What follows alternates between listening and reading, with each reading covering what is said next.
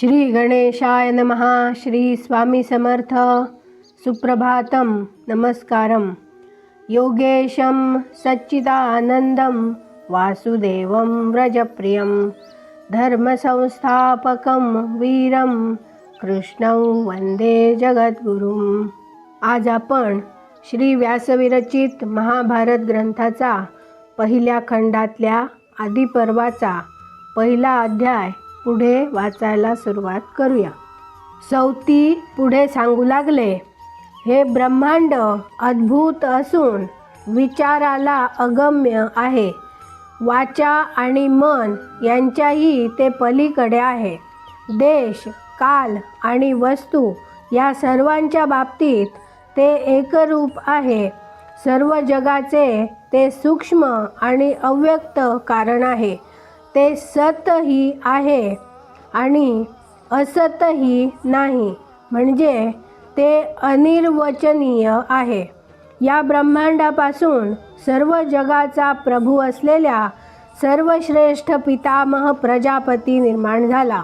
नंतर प्रजापतीपासून ब्रह्मा, सूरश्रेष्ठ विष्णू, स्थाणू म्हणजे शिव, मनु, क, परमेष्ठी, प्राचेतस, तसेच दक्ष आणि दक्षाचे 7 पुत्र निर्माण झाले.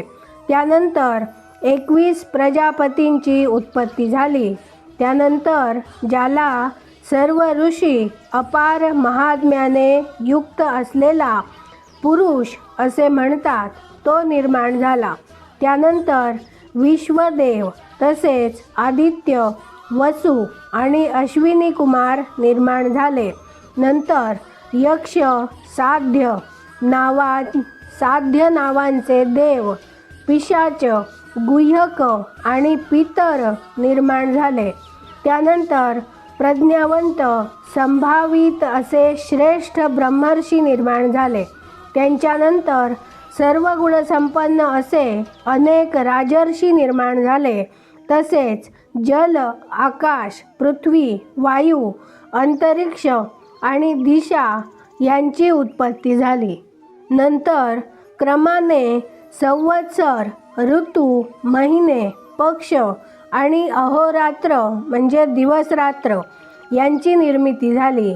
तसेच जे जे या जगात लोकांनी पाहिले किंवा ज्याविषयी त्यांनी ऐकले ते अन्य सारे निर्माण झाले.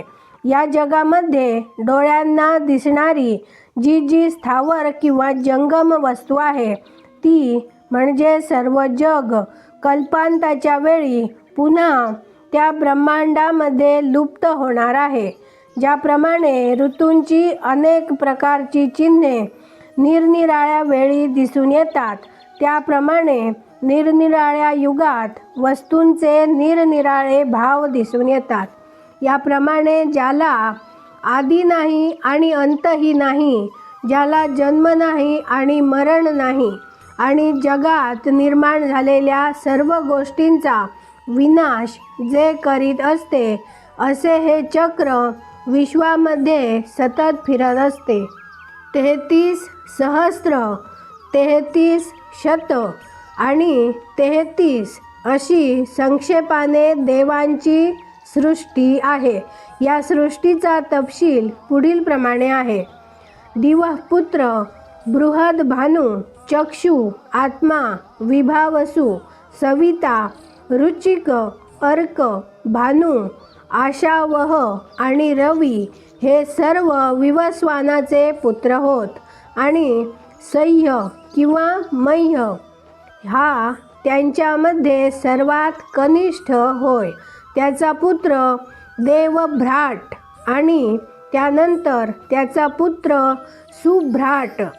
सुभ्राट नावांच्या पुत्राला 3 पुत्र झाले.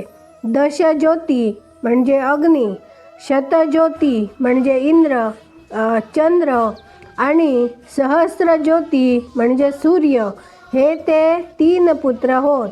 हे 3ही पुत्र बहुश्रुत होते आणि त्यांना विपुल संतती झाली. महात्म्या दशज्योतीला 10,000 पुत्र झाले. त्यानंतर शतज्योतीला 1 लक्ष पुत्र झाले. त्याच्याही नंतर सहस्रज्योतीला दशलक्ष पुत्र झाले.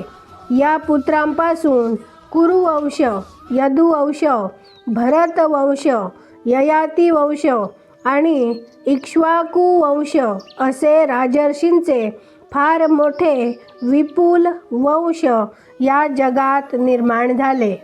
तसेच अनेक प्रकारची माणसांची निवासस्थाने म्हणजे राजांनी निर्मिलेली दुर्ग आणि किंवा त्यांनी निर्मिलेली नगरे आणि ब्राह्मणांसाठी तीर्थक्षेत्रे इत्यादी निर्माण झाली.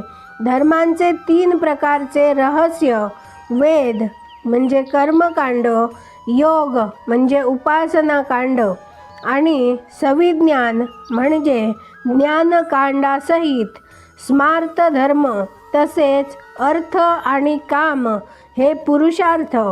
धर्म आणि काम या पुरुषार्थांशी संबद्ध असलेली विविध शास्त्रे, मानवांचे जीवन ज्यांच्यावर अवलंबून असते अशा आयुर्वेद, गांधर्ववेद इत्यादी शास्त्रांची निर्मिती या साऱ्या गोष्टी त्या ऋषीला म्हणजे द्वैपायन व्यासांना दिसल्या.